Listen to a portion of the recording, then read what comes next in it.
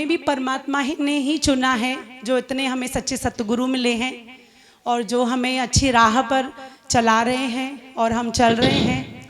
आप सबसे विनती है कि ज़्यादा से ज़्यादा आप सब लोगों को जोड़िए, राम सिमरन करवाइए और बहुत अच्छी सेवा है। सबसे बड़ी सेवा ये है कि आपकी वजह से 4 लोग और जुड़ते जाते हैं और आप उनको राम सिमरन करवा रहे हैं। आपके अकाउंट में ऐसे ही आपके जो पुण्य है वो सेव होते जाएंगे। और जितने टाइम तक मैं अनिल भैया के रही हूँ अंडर में और भजन सिमरन सीखा है, मैंने एक ही चीज़ सीखी है कि लाइफ में तुम कितना भी भाग लो, तुम कुछ भी कर लो, जब तक तुमको एक सच्चा सतगुरु तुमको सच्ची राह नहीं दिखाता, कितनी भी तुम ऊंचाइयों पे जाओ, कितनी भी सक्सेस मिले, लेकिन अगर अनंत आनंद नहीं है लाइफ में, आपकी ज़िंदगी में ठहराव नहीं है, आपकी ज़िंदगी में शांति नहीं है, आपकी ज़िंदगी में प्रेम नहीं है, आपकी ज़िंदगी में वो अनंत आनंद जो हमेशा आप दूसरों की मटेरियल जो चीज़ें हैं जैसे कि गाड़ी बंगला उनमें ढूंढते हैं, तो मेरा मानना ऐसा है कि जो राम जाप करता है और सच्चे सतगुरु के अंडर में रहता है, वो ही सच्चा जो है वो भक्त है और सच्चे आनंद का वो ही अनुभव कर सकता है। यहाँ पे जितने भी राम स्नेही हैं, मुझे ऐसा फील हो रहा है कि आज आप जो ज़िंदगी जी रहे हैं वो आपको पता है कि आपको कितना मज़ा आ रहा है ज़िंदगी जीने में, क्योंकि गुरु का साथ है, गुरु का प्रेम है और दूसरी बात अनंत आनंद है। यानी कि हम जो संसारिक चीज़ें हैं उनका भी आनंद उठाते हैं और उसके सिवा जो अनंत आनंद है, जो बियॉन्ड है, जो हम लफ्ज़ों के ज़रिए बयान नहीं कर सकते, उसका भी आनंद ले रहे हैं। तो मेरी आप सबसे यही है रिक्वेस्ट कि ज़्यादा से ज़्यादा आप सबको भजन सिखाएं। अनिल भैया के जो है सत्संग ज़्यादा से ज़्यादा आप लोगों को बताएं कि अनिल दुलानी के नाम से यूट्यूब पे सत्संग चलता है, ताकि अवेयरनेस बढ़े। आप देखो छोटे छोटे बच्चे कर रहे हैं राम स्नेह मतलब राम नाम। हम ब्लेस्ड हैं, हम पर बहुत बड़ी कृपा है कि हमारे बच्चे भजन सिमरन कर रहे हैं। इससे ज़्यादा खुशी की कोई बात ही नहीं हो सकती है। चलो अभी अब गुरु का थोड़ा इंतज़ार करते हैं और सत्संग शुरू होगा थोड़ी देर में। मुझे तो आप जानते होंगे, मैं अनिल भैया की सिस्टर हूँ, रीना बोलते हैं, बट मेरा नाम सिमरन है अकोला में। क्योंकि बुआ जी का जो है अनुभव वो खुद बताएंगे कि भजन सिमरन के बाद में क्या फील करते हैं वो। सभी राम स्नेहियों को मेरा राम राम। मैं भोपाल से आई हूँ और 2019 से भैया से जुड़ी हुई हूँ और मेरी भतीजी साक्षी जो अकोला में रहती है, इसने हम लोगों को भैया से जोड़ा और इसके कहने पर ही मैंने सिमरन शुरू किया। और उसके बाद वैसे तो आप सभी जो जुड़े हुए हैं सभी जानते हैं कि क्या अनुभव होते हैं हमें। वैसे ही मेरी ज़िंदगी पूरी तरह से बदल गई भैया से मिलने के बाद और उनका सिमरन शुरू करने के बाद। और बस क्या बताऊँ, आप सब लोग जानते हैं तो ज़्यादा शब्द तो नहीं हैं, पर बस जिस ज़िंदगी की तमन्ना थी वो मिल गई भैया के साथ से, भैया के आशीर्वाद से। मतलब अपनी ज़िंदगी सार्थक लगने लगी भैया से मिलने के बाद, शब्द मिलने के बाद, दशम की यात्रा पूरी होने के बाद। और लगभग रोज़ ही नए अनुभव होते हैं। जो लोग जुड़े हुए हैं रोज़ भजन सिमरन करते हैं और जिनका दशम हो चुका है तो वो सब तो जानते ही हैं इस बारे में कि कैसे हमें रोज़ नए अनुभव होते हैं और वो ना मिले ऐसा हो ही नहीं सकता है, जो कि इस जीवन का परम और अंतिम सत्य है। तो ज्ञान के साथ साथ, ध्यान के साथ साथ इतना नॉलेज बढ़ रहा है और क्या कहूँ, बस शब्द नहीं है, बस इंतज़ार है कि सतगुरु के दर्शन हो और उनके ऑरा की छाँव में हम बस ऐसे ही आगे बढ़ते रहें। बस और ज़्यादा कुछ नहीं कहना चाहूँगी। धन्यवाद। मैं भजन गाना चाहती हूँ।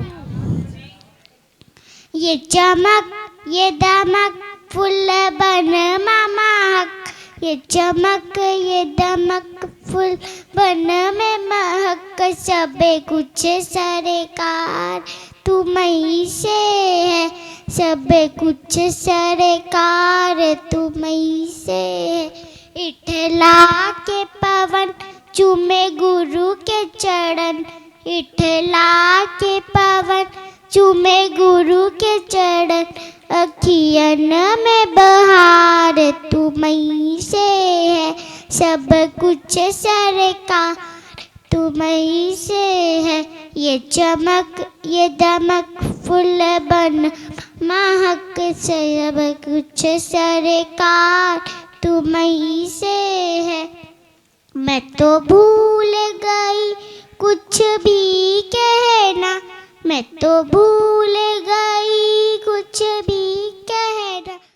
राम राम जय राजा राम, राम राम जय सीता राम, राम राम जय राजा राम, राम राम जय सीता राम, राम राम जय राजा राम, राम राम जय सीता राम, राम राम जय राजा राम, राम राम जय सीता राम, राम राम जय राजा राम, राम राम जय सीता राम।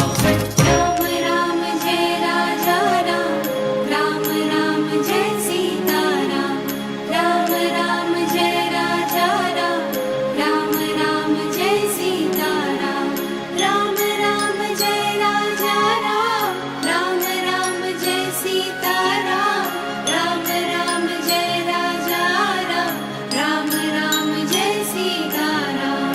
राम राम जय राजा राम, राम राम जय सीता राम, राम राम जय राजा राम, राम राम जय सीता राम।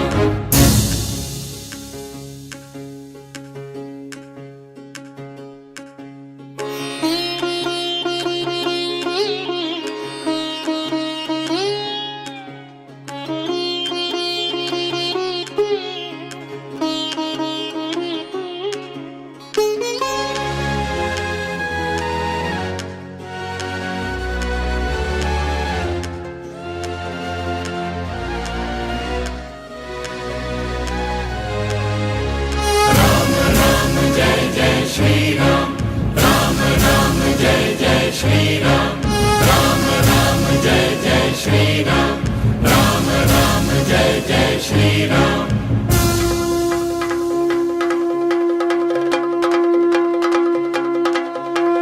राम राम जय राजा राम, राम राम जय सीता राम, राम राम जय राजा राम, राम राम जय सीता राम, राम राम जय राजा राम, राम राम जय सीता राम, राम राम जय राजा राम, राम राम जय सीता राम, राम राम जय राजा राम, राम राम जय सीता राम, राम राम जय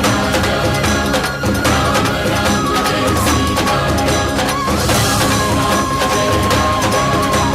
राम राम जय सीता राम।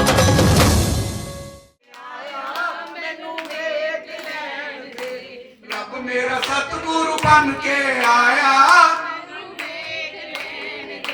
मैनू वेख लैन दे, मैनू वेख लैन दे।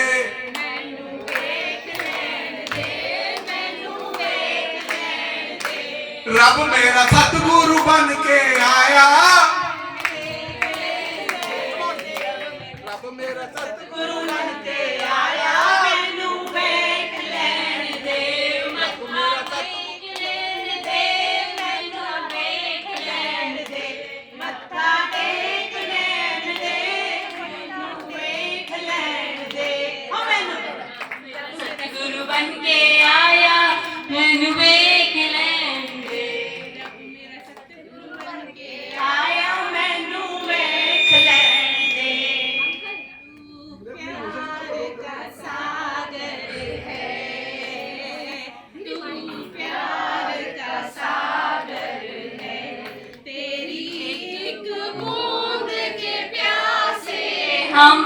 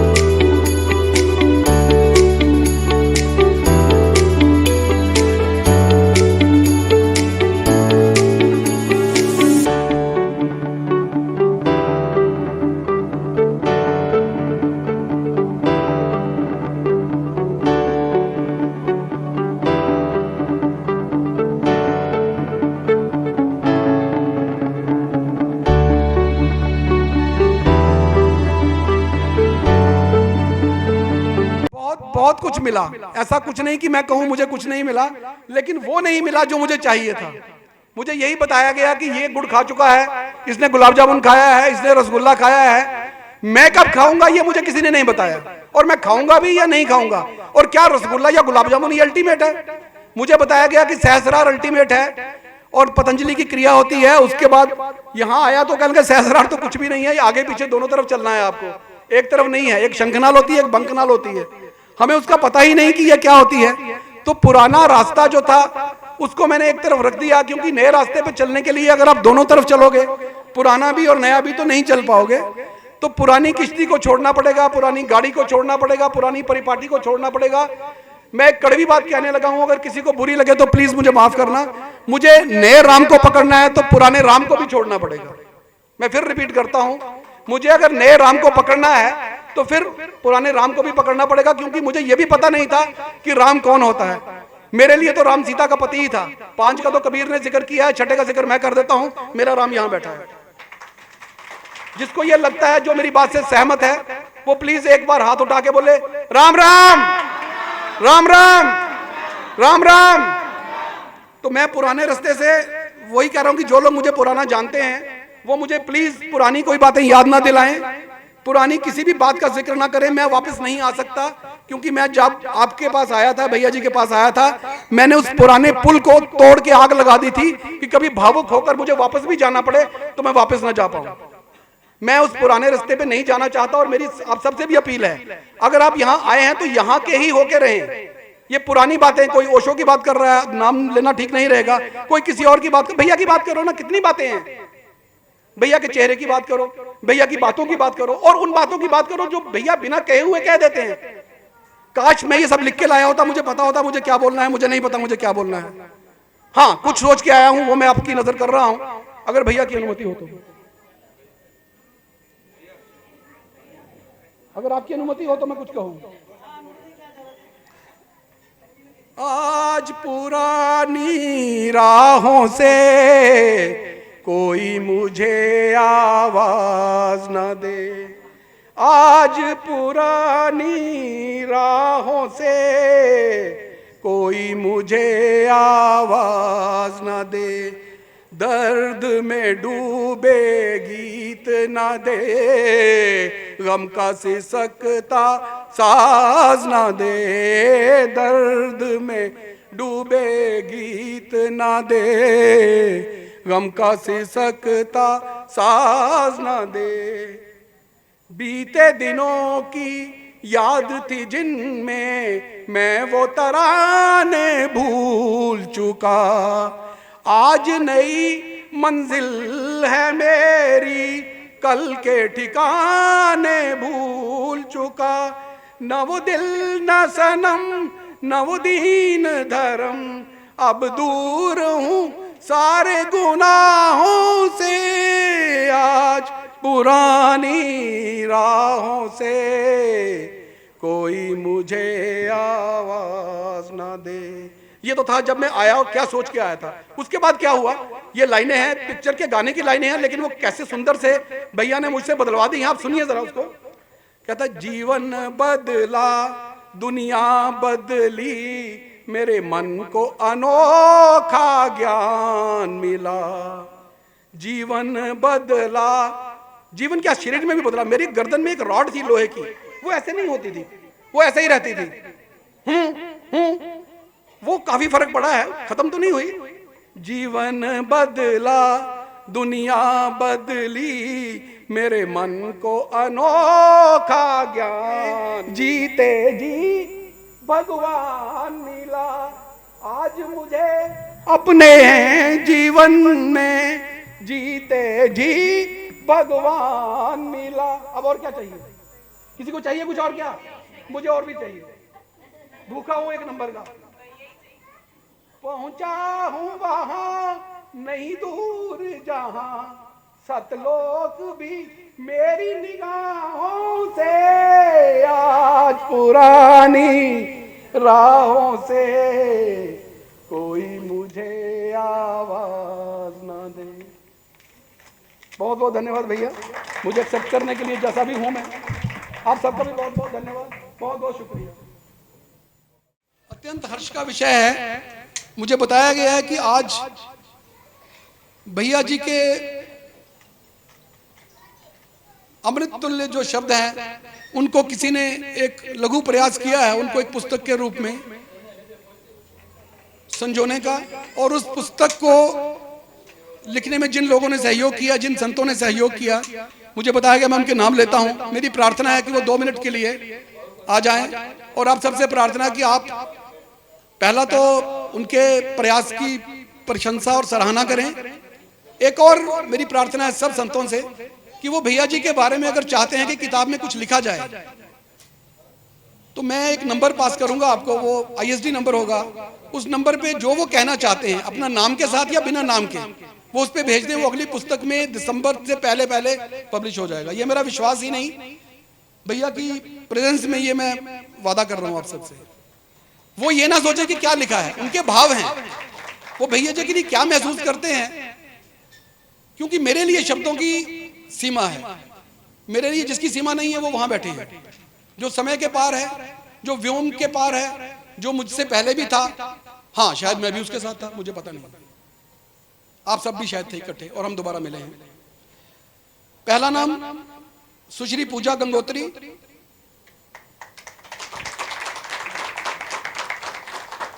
दूसरा नाम सुश्री मेघना सोनी,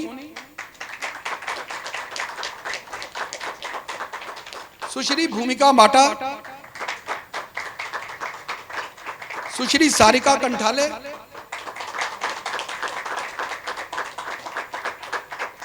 सुश्री ईशा कंठाले, सुश्री रिया जमटानी। भैया जी से मेरी प्रार्थना है कि वो इनको मौन या व्यक्त या अव्यक्त जो भी आशीर्वाद देना चाहें ताकि ये लोग अच्छे काम में लगे रहें, इस पुस्तक का विमोचन करें। थोड़ा सा मुझे जो बताया गया वो मैं बता देता हूं कि इस पुस्तक को बनाने में 3 एडिशन पहले बन चुके हैं। पहले एडिशन में कुछ कॉपीराइट का इशू आया था, मैं भैया जी से कहूंगा कि उसमें बहुत मेहनत लगी है, उसका भी एक बार अनावरण करें। दूसरे में फाइनल इशू आ गया क्योंकि भैया जी के कुछ शब्द ऐसे हैं जो कंप्यूटर फेल कर जाता है। ररंकार, कंप्यूटर कहता है मैं नहीं जानता इस शब्द को। होन काल, कंप्यूटर कहता है मैं नहीं जानता इस शब्द को, ये क्या होता है, मेरी डिक्शनरी में नहीं है, मेरी वोकैबुलरी में नहीं है। तो सॉफ्टवेयर को प्लान किया गया है। मैं प्रार्थना करता हूं, मैं दिवाकर की प्रशंसा करूंगा कि उन्होंने हमारी सॉफ्टवेयर को बिना लाइसेंस के चेंज करने में हमारी सहायता की। उन सब लोगों का, श्री रजनीश कुमार जी, श्री नीरज कुमार जी जो यहाँ उपस्थित नहीं है, उन्होंने इस पुस्तक को टाइप करने में और फोटो सेटिंग में बहुत सहायता की, मैं उनका भी आभारी हूँ। अब मैं सुश्री पूजा गंगोत्री जी से प्रार्थना करूंगा कि वो भैया जी को असिस्ट करें और पुस्तक का विमोचन करें, पहले वाले एडिशन का, फिर दूसरे वाले का। और अब सबसे सानुरोध प्रार्थना है कि आप सब भी कुछ ऐसा करें जिससे मुझे दोबारा इतनी दूर से जम्मू कश्मीर से कहीं भी जहां आप कर रहे हो आने में अच्छा लगे। राम राम। कोई बताएगा ये प्रश्न जो पूछे जाते हैं भैया से कहां से आते हैं?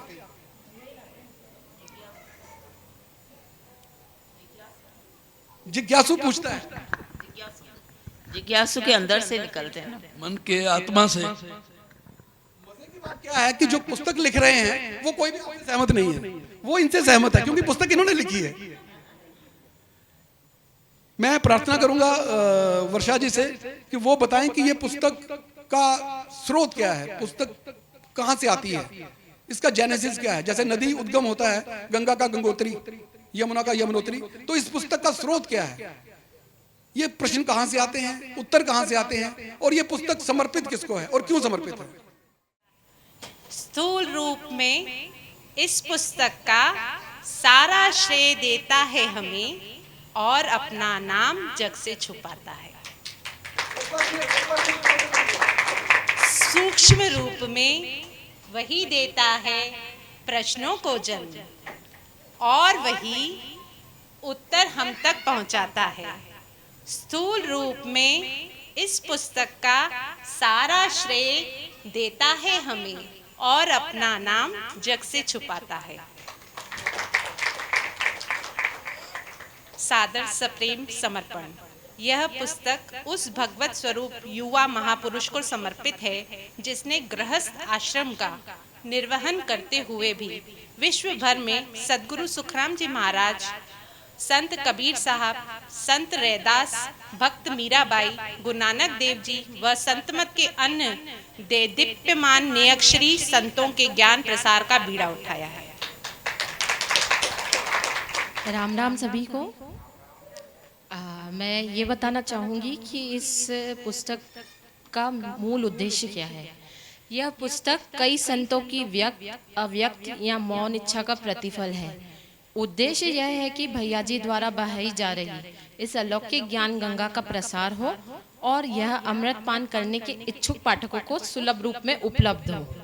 समय समय पर संतों या जिज्ञासुओं द्वारा पूछे गए प्रश्नों और भैया जी द्वारा उनको दिए गए रूढ़ियों से दूर, परिपाटी से परे हटकर, लेकिन व्यवहारिक एवं वैज्ञानिक कसौटी पर जांचे परखे गुण एवं प्रमाणित उत्तरों का संकलित करना इतना सरल या आसान भी तो नहीं था।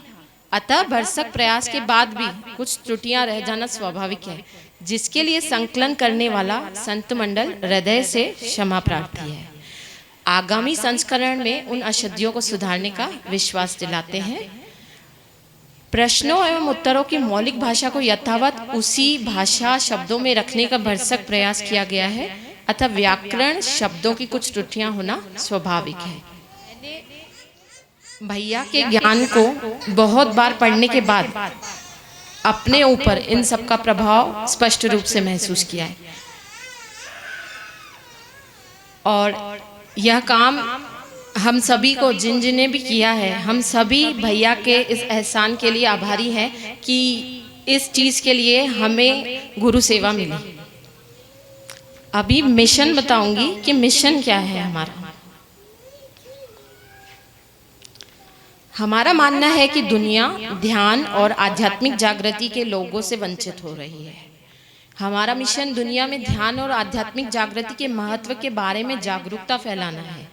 इसका उद्देश्य ऐसे किसी भी व्यक्ति का सहयोग करना है जिसे आध्यात्म और ध्यान सीखने की आवश्यकता है। जागृति एक उपचार प्रक्रिया है जिसे ध्यान की स्टेप बाय स्टेप या चरण दर चरण प्रक्रिया के माध्यम से समझा जाता है, जो प्राचीन काल से आध्यात्मिक संतों और वैज्ञानिकों द्वारा हमारे लिए छोड़ी गई है। अभी भैया जी के बारे में कुछ बताना चाहूंगी।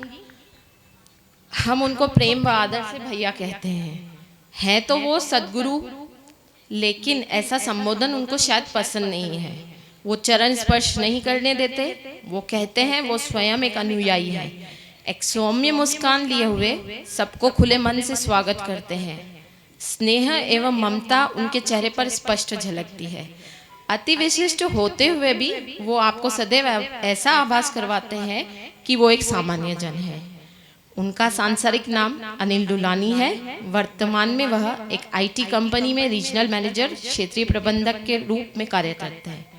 वैसे तो वो विश्व नागरिक हैं, तो भी अभी मुंबई महानगरी के निवासी हैं। कई अन्य प्रबुद्ध संत जनों की तरह वो भी गृहस्थ हैं। वो कभी तप या तपस्या के लिए वनों या पर्वत में नहीं गए। बहुत ही व्यवहारिक ज्ञान और जीवन यापन का मार्ग दिखाते हैं। मूल रूप से उनके प्रेरणा स्रोत हैं आदि सुखराम जी महाराज, गुरु नानक देव जी, संत कबीर साहब जी, संत रैदास जी, मीराबाई व इसी श्रृंखला के अन्य। गुरबानी से बहुत प्रभावित हैं और अक्सर क्वैट उद्धरण भी करते हैं। मेरी नज़र में सात्विक जीवन और प्राणी मात्र से प्रेम उनका मूल मंत्र है। कर्म सिद्धांत पर अटूट विश्वास और भीतर की यात्रा पर जोर देते हैं। जैन और बुद्ध दर्शन पर स्वाभाविक लेकिन मजबूत पकड़ है। एक आईटी कंपनी में काम करने के साथ साथ मुझे ऐसा लगता है कि मेरा जन्म इस छोटी सी दुनिया में प्यार, दया, मानवता फैलाने के लिए हुआ है, ऐसा उनका मानना है। मैं ध्यान के माध्यम से आध्यात्मिक जागृति में दृढ़ विश्वास रखता हूँ और इसी मार्ग का अनुसरण करता हूँ और इसी विचारधारा का अनुयायी हूँ। मेरा मुख्य उद्देश्य सही रुचि और इरादा रखने वाले किसी भी व्यक्ति को आध्यात्मिक ज्ञान प्रदान करना है। इसके अलावा मैं दुनिया भर के विभिन्न लोगों के लिए एक मार्गदर्शक और सलाहकार हूँ। भैया जी क्या हैं, वो अपने शब्दों में जो उन्होंने लिखा है हम वही एक संकलन लेकर आए हैं। मैं एक मोटिवेशनल स्पीकर और NLP सर्टिफाइड कोच हूँ। विभिन्न प्रकार के लोगों को ध्यान के माध्यम से उनके डर या चिंता पर काबू पाने में सहायता करता हूँ। मेरा मानना है कि मेरे बोलने का संदर्भ मेरे अपने अनुभव और पिछले जन्मों और संत कबीर, संत सुखराम जी महाराज जी और कई अन्य संतों की शिक्षाओं से आता है। मेरी कल्पना है कि मानव जाति ध्यान के महत्व को समझे और उसे अपनी दिनचर्या में शामिल करे। मैं विज्ञान और अनुसंधान का अनुसरण करता हूं और लोगों द्वारा अपनाई जाने वाली मानसिकता और संस्कृति और उसके पीछे के विज्ञान को विस्तार से समझने के लिए विभिन्न स्थानों का भी पता लगाता हूं। उनको अनुसरण करने वाले का एक अनौपचारिक ग्रुप है जिसका नाम आध्यात्म जीवन जागृति है। ग्रुप के सदस्य अपने अपने नगर में उनका सत्संग करवाते हैं। इसके अतिरिक्त विभिन्न संस्थाएं उनके आख्यान का आयोजन करती हैं। अब रवि अंकल कुछ शब्द बोलेंगे क्योंकि इस बुक में आज जो ये चीज सफल हुई है इसमें सबसे ज्यादा श्रेय रवि अंकल का है। मेरा नाम कहीं नहीं है, सब जानते हैं। पूजा भैया जी से बुक का विमोचन करवाइए।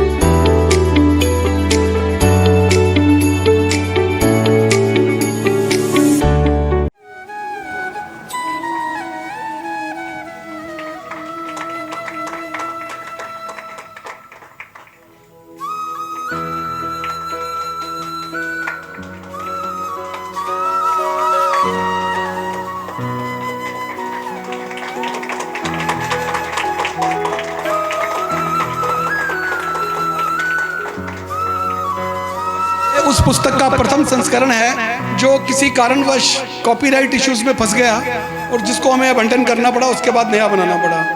तो हमारी जो मेन मेहनत है वो यहीं तक थी। पूजा जी का और सभी मंडल का, विशेषकर मेघना सोनी जी, इन सब का बहुत बहुत धन्यवाद। मेरी प्रार्थना है कि अब पुस्तक का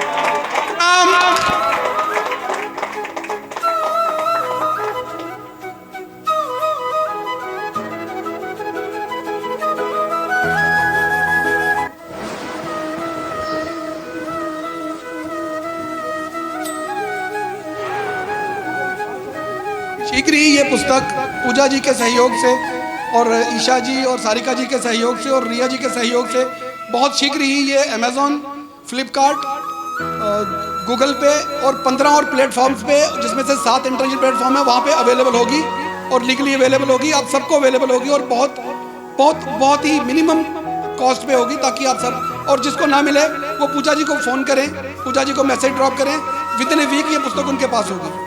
धन्यवाद। पूजा जो है उसको किसने चुना है इस सेवा के लिए? खुद परमात्मा ने। इतना इजी नहीं है। इधर आ पूजा, मैं बता रही हूँ आपको, पूजा जो काम कर रही है वो इजी नहीं है। ये सेवा तो करती है, लेकिन उसके साथ साथ मैं आप सबको जिनको नहीं पता है मैं बता दूं कि ये 3 शॉप संभालती है, घर में खाना बनाती है, अपनी भाभी का हाथ बटाती है, वो सारे काम करती है घर में जो बाहर एक प्रोफेशनल लेडी करती है, और मम्मी की सेवा करती है, सब अपने रिश्तेदारों से निभाती है। दूसरी बात तो दुकान संभालते, घर का काम करते हुए इतनी बड़ी सेवा करना, 24 घंटे आप आजमा लो। इस बंदी को आपने किसने मैसेज किया ना, आपको रिप्लाई आए, मेरे को आप बोल देना। और ये ब्लेस्ड है, इसको परमात्मा ने चुना है। भैया तो है ही, लेकिन आप देखना ये जो निष्काम सेवा कर रही है ना, इसने सब कुछ सौंप दिया है। जिसको जो बोलना है बोले, जिसको जो, ये तो खोई हुई है अपनी सेवा में। बस देखना पूजा, मेरे याद रखना, तुझसे लोग मिलने के लिए तरसेंगे, ये मेरे वचन है, और ये आज लिख लेना। God bless, thank you. Mohan ji please एक बार मेरी हेल्प को आइए। मोहन जी, चिंटू जी और गोपाल जी, आप प्लीज ये डायरी और पेन उन सब संतों को दे दीजिए जो भैया के सत्संग में से कुछ चीज नोट करना चाहें। इसके ऊपर एक छोटा सा मैसेज आप सबके लिए। राम राम जी, भजन सुमिरन करो, जबरदस्ती करो, मजबूरी में करो, रात को नहीं कर सकते सुबह करो, दोपहर को करो, 2:45 बजे करो, भैया हंसेंगे क्योंकि कभी कभी चला जाता है गलती से मैसेज। 2:15 बजे करो, करो। और ये वादा है, जिसको नहीं मिलेगा उसको जो चाहिए जबरदस्ती ले लेंगे छीन के। छोटी सी डायरी है, इसमें आप कुछ लिखेंगे, ऐसी मेरी इच्छा है, और वो लिखेंगे भैया जी के बारे में ऑब्वियसली, और कुछ तो हम लोगों के पास काम है नहीं। अंत में मेरी भैया जी से प्रार्थना है कि ज्यादा कुछ नहीं, सिर्फ 1 या 2 लोग हैं जिनको ये इस उत्कृष्ट कार्य के लिए ट्रॉफी दी जानी है। मेरी प्रार्थना है कि वो दोनों आ जाएं सामने, ताकि भैया जी को प्रार्थना की जा सके कि वो फटाफट। सुश्री मेघना सोनी अगर कहीं हैं तो प्लीज, और तालियां बजनी चाहिए, बाकियों को भी प्रोत्साहन होना चाहिए। पूजा जी आप आइए। अब सबसे पहले आज पूजा जी का जन्मदिन है, उनको जन्मदिन की बहुत बहुत बधाई। ये ट्रॉफी मुझे बताया गया कि इसलिए दी जा रही है कि ये जो संत हैं बहुत दिल से सेवा करते हैं, बहुत ज़्यादा मेहनत करते हैं। और ये मुझे जब बोला गया कि ये आपको देनी है, तो मेरे मन में आया कि मैं तो कुछ करता नहीं हूँ, तो मैं देने का हकदार नहीं हूँ। हमेशा ट्रॉफी अवार्ड एक सीनियर एक जूनियर को देता है। बॉलीवुड में आपने देखा होगा, एक सीनियर एक्टर जूनियर एक्टर को देता है। तो मेहनत का जो सिंबल है, अगर वो अवार्ड देगा तो ज़्यादा सही रहेगा। इसलिए मैं रिक्वेस्ट करूंगा पूजा को कि वो अवार्ड दे मेघना जी को। भैया आप दीजिए।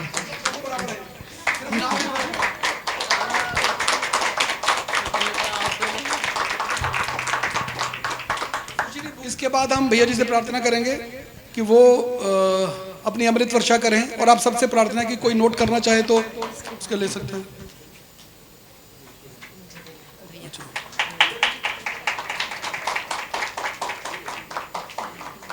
चलिए ये भी आप मेरी पूजा जी से दरखास्त है कि वो भैया जी को एक स्मृति चिन्ह या मोमेंटो भेंट करना चाहती हैं, और भैया जी से पुनः प्रार्थना है कि वो इसको अस्वीकार ना करें, क्योंकि जो लॉजिक उनके पास है हमारे पास तो आ नहीं सकता।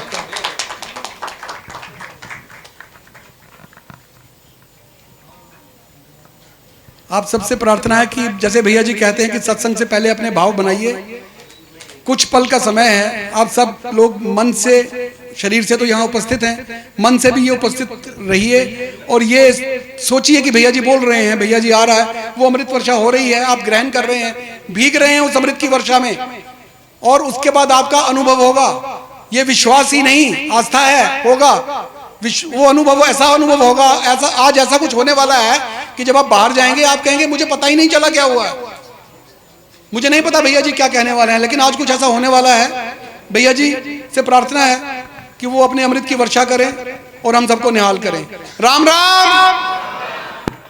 संतों को राम राम और मेरा प्रणाम। जितना मैंने सोचा था ये उससे दुगना तामझाम हो गया। ये नाम मेरा ले रहे हैं, क्रेडिट मुझे दे रहे हैं, बट सही में इन सबको परमात्मा ज्ञान की बख्शीश करे, क्योंकि ये सब जो मेहनत करते हैं मैं देखता हूँ आसान नहीं होता। जो आज लॉन्च किया गया, ये हमारा ग्रुप है, व्हाट्सएप ग्रुप, उसमें जीव जो सवाल करते हैं और जवाब वहाँ लिखा जाता है। कई सालों से ये सिस्टम चल रहा है, तो मुझे तो पता भी नहीं था कि वो सब सवाल जवाब जो ज्ञान की वहाँ पे चर्चा होती है वो जीवों ने सेव करके संकलन करके फिर उसकी किताब बनाई। लेकिन लास्ट 15-20 दिन से मुझे पता है कि कितनी सब लोग मेहनत कर रहे हैं। इसके लिए श्रेय उन सबको जाता है। किताब तो लॉन्च हो गई,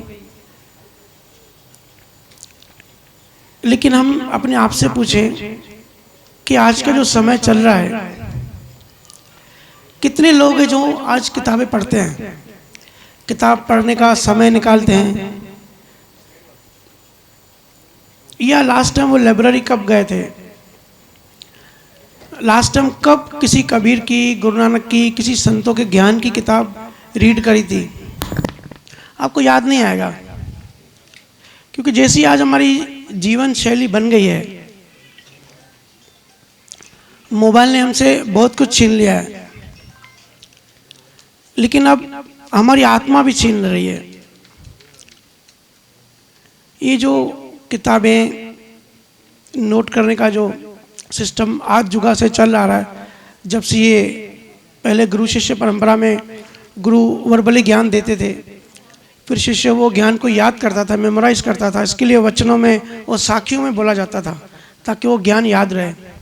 फिर धीरे धीरे जब लिखावट सिस्टम शुरू हुआ, पेन और पेपर की डिस्कवरी हुई, तब से बहुत आसान हो गया। उस समय में देखेंगे जब मोबाइल नहीं आया था, सबसे बड़ा माध्यम किताबें थी। आज से अगर 200 साल पहले पीछे जाएंगे तो किताबों का ज़माना था। लोग किताबें बहुत पढ़ते थे, क्योंकि और कोई माध्यम था ही नहीं, टीवी भी नहीं था। कोई विचारक है, कोई बुद्धिजीवी है, दिल से सब किताबें पढ़ते थे। तो आप देखेंगे कि पिछले 200 साल में बहुत सारे लीजेंडरी हो गए, बहुत सारे दुनिया भर में थिंकर्स हो गए,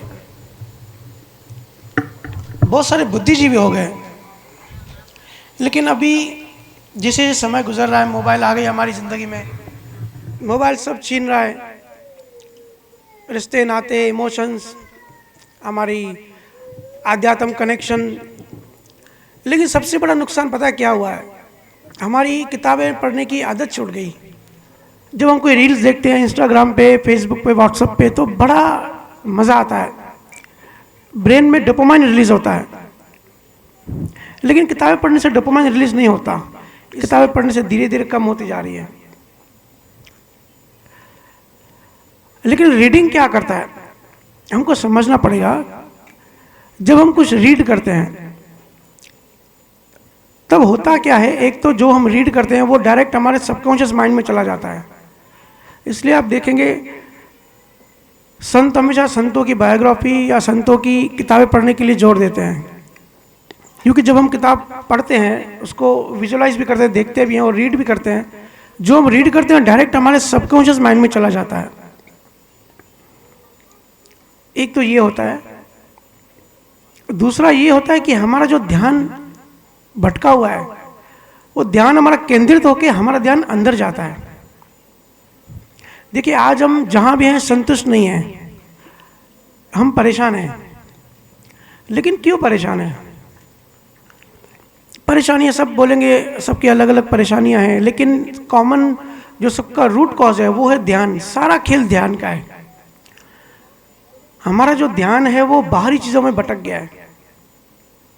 गुरुकुल में जब बच्चा पहले एडमिट करते थे गुरुकुल में, उसको ज्ञान दिया जाता था तो ध्यान सिखाया जाता था कि सबसे पहले ध्यान को हमारे अंदर लेके जाना है और अंदर कॉन्सेंट्रेट करना है। लेकिन समय गुजरा, वेस्टर्न एजुकेशन आई, मुगल आए, ब्रिटिश आई, तो हमारा सिस्टम वो ख़त्म हो गया। तो हम आज ध्यान करना ऐसा लगता है कि ये तो संसारी आदमी का काम नहीं है, तो कोई संत जो लाल कपड़े पहन के हिमालय में बैठता है उनका काम है, जो सन्यासी होते हैं। ध्यान बयान तो भाई हमसे नहीं होता, ये आम ट्रेंड बन गया है। लेकिन हम सबका ध्यान इस तरीके से टूटा है कि हमको ऐसी ये बीमारी है कि हमको पता भी नहीं है कि बीमारी किस तरह हमारे घर करती जा रही है। बल्ब जो है, जैसे हम बल्ब जलाते हैं, तो अगर एक बल्ब जलाएंगे तो कितनी खपत होगी, और ज़्यादा समझो 5 या 10 बल्ब जलाते हैं तो कितनी ज़्यादा खपत होगी ऊर्जा की, एनर्जी की। तो हमारी चित्त में भी हर किसी की सीमित ऊर्जा होती है। लेकिन क्या होता है ना, हमारा ध्यान बहुत ज़्यादा बाहर भटका हुआ है। एक साथ हम करोड़ों बल्ब को जलाते हैं। हम दुकान पे जाते हैं, धंधे में जाते हैं, वहाँ बाहरी कस्टमर, बाहरी लोगों से डील करते हैं, फिर घर में आते हैं, घर में बाहरी लोगों से डील करते हैं, मोबाइल में मूवी देखते हैं, टीवी देखते हैं, जो भी आप एक्टिविटी करते हो, हमारा ध्यान बाहर भटक रहा है। मतलब हमारी वो 5 सेंसेस से ऊर्जा बाहर जाती है, तो उतनी हमारी चित्त की एनर्जी वो खपत होती है, वो खर्च होती है, तो हमारी ऊर्जा कम होती जाती है। फिर हम परेशान होते हैं कि भाई शक्ति नहीं है, ना शरीर में शक्ति है, ना मन में शक्ति है, मनोबल, विल पावर कमज़ोर होते जा रहा है। आज सुबह मैं न्यूज़ देख रहा था, तो नीदरलैंड की एक लेडी थी, उसके बारे में पढ़ा। उसने कोर्ट में एक अपील डाली इच्छा मृत्यु की। अब दुनिया भर में लोग सुसाइड तो कर ही रहे हैं, क्योंकि कंसंट्रेशन, ध्यान टूटा हुआ है, ऊर्जा नहीं है, शक्ति नहीं है। लेकिन वो लेडी बोली कि मुझे सुसाइड नहीं करना है, मुझे इच्छा मृत्यु, मतलब अगर मुझे कोर्ट परमिशन दे, मैं अपनी इच्छा से मर जाऊं। देखो क्या सोच, कहाँ सोच पहुंच गई, कहाँ दुनिया पहुंच गई है। मानव तन इतना अनमोल है जिससे हम खुद को पा सकते हैं, परमात्मा को पा सकते हैं, मुक्त हो सकते हैं। ये एक अपॉर्चुनिटी है। करोड़ों सालों बाद, लाखों जन्मों बाद ऐसी अपॉर्चुनिटी आती है कि इसको हम यूज करें। ह्यूमन जो हमारा शरीर है वो एक रिसोर्स है, इस रिसोर्स को यूटिलाइज करना है। लेकिन ज्ञान नहीं है। कभी संत से, कभी किसी के सानिध्य में जो नहीं आए पिछले जन्मों में और इस जन्म में, उनको फिर जिंदगी बड़ी बोर लगती है। बोर क्यों लगती है? क्योंकि लास्ट टाइम भी हमने सत्संग में ये चर्चा करी थी कि जब भी हमें कोई चीज़ मज़ा देती है, जब कोई चीज़ हमको खुशी देती है, हमारे ब्रेन में डोपामाइन रिलीज होता है। जैसे आप मोबाइल में रील्स देख रहे हो तो क्या होता है, आपको ब्रेन में डोपामाइन रिलीज होता है, तो आपको मज़ा आता है। हमको लगता है कि भाई ये रील्स देखते ही जाएं। लेकिन ब्रेन भी डोपामाइन हार्मोन रिलीज कर करके थक जाता है, उसकी भी एनर्जी खत्म हो जाती है, फिर वो डोपामाइन रिलीज करना बंद कर देता है। फिर आप मोबाइल देख रहे हो या दूसरे कोई एक्टिविटी कर रहे हो तो डोपामाइन नहीं मिलता उसी चीज़ से। फिर हमको लगता है कि यार लाइफ बड़ी बोरिंग है, मज़ा नहीं है किसी चीज़ में। सुख सुविधा सब होगी, किसी चीज़ की कमी नहीं होगी, फिर भी ज़िंदगी बोर लगेगी, मज़ा नहीं आएगा, बोझिल लगेगी। ऐसा क्यों होता है? क्योंकि हमारा ध्यान जो है, कंसंट्रेशन टूटा हुआ है। हमको रथ चलाना है, उसमें 10 घोड़े बंधे हुए हैं। अगर 10 घोड़े एक डायरेक्शन में चल रहे हैं तो स्पीड में एक डायरेक्शन में ताकत लगेगी। अगर 10 घोड़े अलग अलग डायरेक्शन में जा रहे हैं तो क्या होगा? ऐसे हमारा मन पूरे दिन 10 दिशा में भटकता रहता है।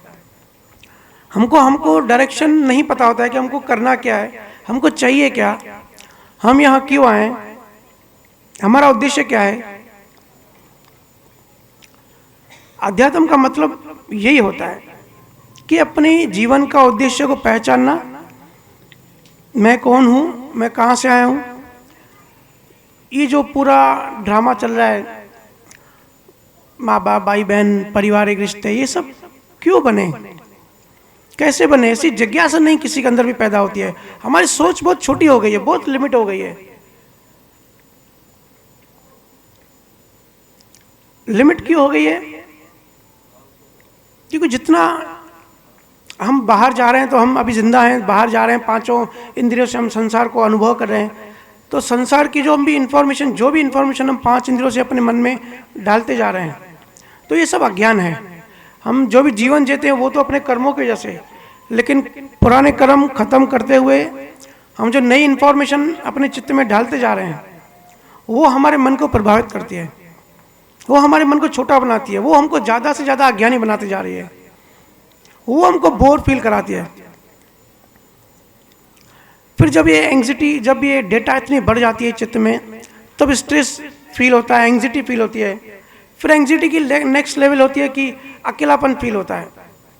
सब साथ होते हैं, फिर भी लगता है कि मैं अकेला हूँ, कोई मेरे साथ नहीं है। उसकी नेक्स्ट लेवल फिर डिप्रेशन के स्टार्ट हो जाती है, फिर सुसाइडल टेंडेंसी बन जाती है। तो ये जीवन जीने का बड़ा गलत ढंग है। इसलिए मैं सारी संतों से जहाँ भी मिलता हूँ, कहते हैं कि भैया मन बड़ा परेशान करता है, मन शांत नहीं होता, मन एकाग्र नहीं होता। भजन सिमरन ध्यान आप कहते हो करें, लेकिन कैसे करें जब मन ही शांत है? तो मैं कहता हूँ सबसे पहले फिर आप कोई ना कोई बुक पढ़ो। जब भी आपको लगे कि मन खराब है, अध्यात्म में भी इंटरेस्ट नहीं आ रहा है, किसी भी संत की किताब पढ़ना चालू कर दो, बायोग्राफी पढ़ो, कबीर साहब की, मीराबाई की। जैसे आप रीड करेंगे ना, 5-10 मिनट में आपकी मनोदशा बदल जाएगी। इससे अनुभव होगा कि ऐसे क्या है, हम सबको लगता है कि हम सब स्ट्रगल कर रहे हैं, हम ही दुखी हैं, लेकिन जब मीराबाई का जीवन पढ़ेंगे तब पता पड़ेगा कि कैसे जीवन जीते हुए, दुख भोगते हुए, कैसे उन्होंने भक्ति करी, कितनी बड़ी तत्वज्ञानी हो गई। इसलिए बुक पढ़ने का अपना महत्व है। आज ऐसी हालत हो गई हमारे मन की कि अगर 2 मिनट भी आंखें बंद करते हैं तो लोग डर जाते हैं कि भाई आंख बंद नहीं कर सकते, अलग अलग विचार मन में आ जाते हैं, विचारों की फ्रीक्वेंसी बढ़ जाती है, ऐसे ऐसे चेहरे दिखाई देते हैं जो आज तक कभी देखे नहीं। तो देखो, जो भी दिखाई देता है वो आपके सिस्टम का पार्ट ही है। ये सब डेटा है, ये सब संस्कार है, ये सब कचरा है जो सबके मन में पड़ा हुआ है। तो जैसे नहाने की जिम्मेदारी हमारी खुद की होती है कि भाई शरीर पे मट्टी लग गई, उसको रोज हम साफ करते हैं, ऐसे मन को भी रोज साफ करना होता है, मन को भी नहाना होता है। शारीरिक नहाना तो हमको हमारे बड़ों ने सिखाया, मन का नहाना हमको किसी ने सिखाया ही नहीं। तो मन का नहाना जब भी हम ध्यान हमारे अंदर ले जाते हैं, जो 5 सेंसेस से ध्यान बाहर बह रहा है, ऊर्जा को कलेक्ट करके रिवर्स करके जब हमारे अंदर ले जाते हैं, उसको कहते हैं मन का नहाना। अब ये अलग संतों, अलग समय पे, अलग जगह पे, अलग सतगुरु ने अलग भाषा में बताया है। लेकिन आप सब जो रोज ध्यान करते हैं, अब ध्यान के भी बहुत सारे टाइप्स होते हैं और हर किसी का उद्देश्य अपना होता है।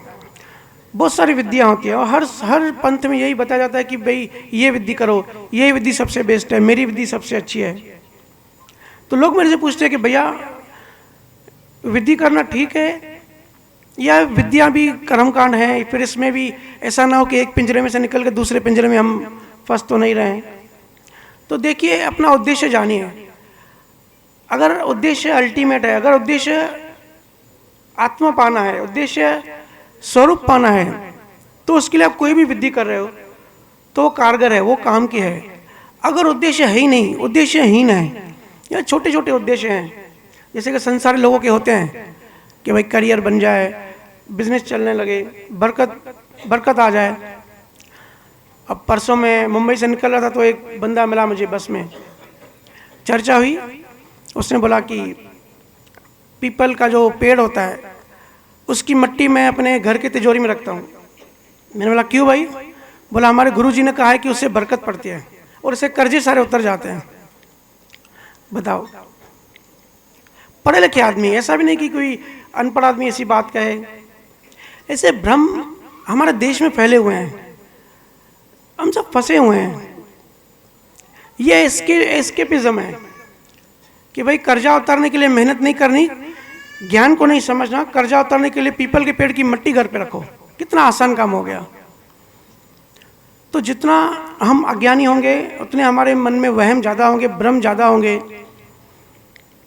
लॉ ऑफ कर्मा की हम बार बार बात करते हैं। अगर किसी के ऊपर अगर कर्ज है तो वो भी उसके कर्मों के कारण है। कोई गरीब है, कोई अमीर है, कोई हैंडीकैप है, कोई हेल्दी है, कोई अच्छा है, सब अपने अपने किए हुए पास्ट लाइफ के कर्मों के कारण हैं।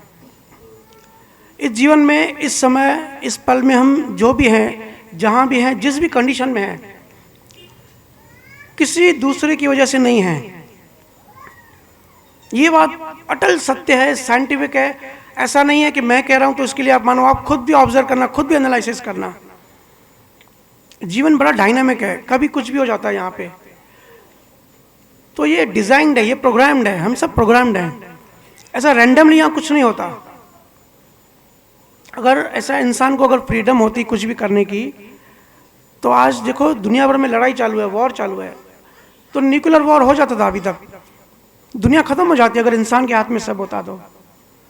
हम सब कठपुतलियाँ हैं। हम सब सोचते हैं कि ये मैंने किया, ये आइडिया मेरे दिमाग में आया, इसलिए मैंने ये काम कर दिया। हमारे जो भी आइडियाज़ है, जो भी मन में थॉट्स आते हैं, या जो करने की जो भावना आती है, ये सब हम करते नहीं, ये कराया जाता है। हम सब कठपुतलियाँ हैं। उसके पीछे है प्रारब्ध कर्मा। कर्मों की वजह से हमारे मन हमको वैसा नचाता है और हम वैसे नाचते हैं। तो इसलिए कर्मों, लॉ ऑफ कर्मों को समझें। मुझे लगता है इस बुक में ज़्यादा जो क्वेश्चन आंसर है कर्मों से रिलेटेड ज़्यादा है, क्योंकि सब संतों की इच्छा थी कि भैया लॉ ऑफ कर्मा ये नए तरीके का बिल्कुल साइंटिफिक है। तो हम कर्मों के बारे में जो सवाल जवाब है वो ज़्यादा इस बुक में डाले गए हैं। लेकिन अध्यात्म का एक फैक्टर है, एक डिपार्टमेंट है लॉ ऑफ कर्मा। उसके अलावा और भी बहुत सारी बातें होती है, जैसे मनचित बुद्धि कर्मों को समझना। हम सब शरीर नहीं है, हम सब जीवात्मा हैं। हम सब जीवात्मा भी नहीं, हम सब आत्मा हैं। ऐसे कितने लेयर्स हैं। श्रुति या चेतना के ऊपर कितने लेयर्स लगे हैं, कितने ऊपर कपड़े पहने हैं।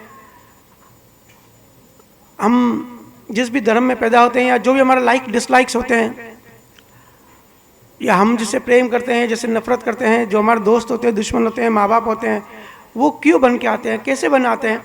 देखो जिज्ञासा की बहुत कमी है। सुबह उठते हैं, हम डिसाइड करते हैं, डायरी में लिखते हैं आज ये काम करने, दुकान पे जाना है, इतना टारगेट पूरा करना है। इतनी छोटी सोच हो गई हम सबकी। पर जिज्ञासा बस सोचते नहीं है कि भी ब्रह्मांड कैसे चल रहा है। 30 किलोमीटर पर सेकंड की स्पीड से धरती घूम रही है, कैसे घूम रही है, कौन घुमा रहा है, इसके पीछे क्या कैलकुलेशन है, क्या गणित है।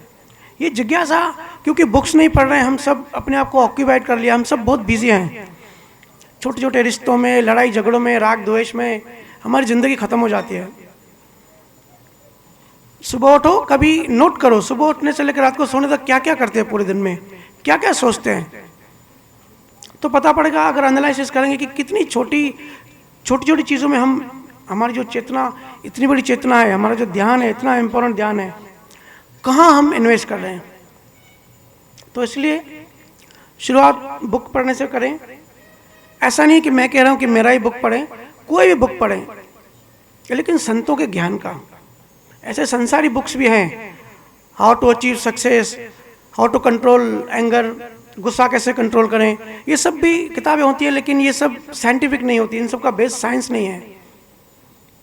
अब लोग पढ़ते हैं कि गुस्सा बहुत आता है, वो किताबें पढ़ते हैं कि गुस्से को कैसे कंट्रोल करें, लेकिन गुस्से को कंट्रोल नहीं कर सकते।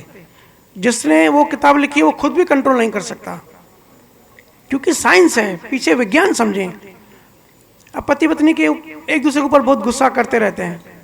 मेरे पास लोग आते हैं, संडे मेरा काउंसलिंग टाइम होता है, तो कहते हैं भैया ऐसा कोई मंत्र पढ़ के दो जैसे गुस्सा नहीं है।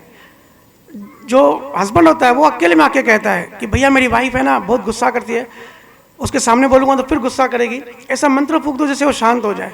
और यही बात उसकी वाइफ भी कहती है कि भैया बहुत तेज है, ऐसा मंत्र फूंक दो कि वो शांत हो जाए। अब मैं हंसता रहता हूँ। ऐसा कोई मंत्र दुनिया में नहीं है, क्योंकि लॉ ऑफ कर्मा है। अगर आपकी लेन देन है, अगर कर्मों में लिखा हुआ है, तो उस समय, उस घड़ी, उस मोमेंट पे अपने आप गुस्सा आ जाएगा। मैं बोल रहा हूँ इसके लिए आप यकीन मत करना, आप खुद मन में एनालिसिस करना कि बहुत बार ऐसे होता है ना, हम गुस्सा नहीं करना चाहते लेकिन गुस्सा हो जाता है। बहुत सारी बातें हम नहीं कहना चाहते लेकिन मुंह से निकल जाता है। बहुत बार हम पछताते हैं ना बाद में कि ये हम नहीं करना चाहते थे लेकिन पता नहीं बुद्धि ब्लैंक हो गई, उस समय पता नहीं क्या हो गया और ये हमने कर दिया। तो ये हमारे हाथ में नहीं होता। जो भी शरीर से क्रियाएं होती है ना, वो हमारे हाथ में नहीं होती हैं। तो फिर हमारे हाथ में है क्या? फिर हम क्या करें? ऐसे छोड़ दें? नहीं, आंतरिक पुरुषार्थ करें। गुस्सा हो जाए, लड़ाई झगड़ा हो जाए, बाहर से जो भी हो जाता है जो आप नहीं करें, या मुंह से किसी का अपमान हो जाता है, गलत वचन निकल जाते हैं, वो आपके हाथ में नहीं है। ठीक है, खुद को या दूसरे को दोष नहीं देना। दोषी यहाँ पे कोई नहीं होता, सब सिस्टम है। पूरी ये होल जिसको कहते हैं ना, पूरी कायनात पूरी प्रोग्रामिंग पे चलती है।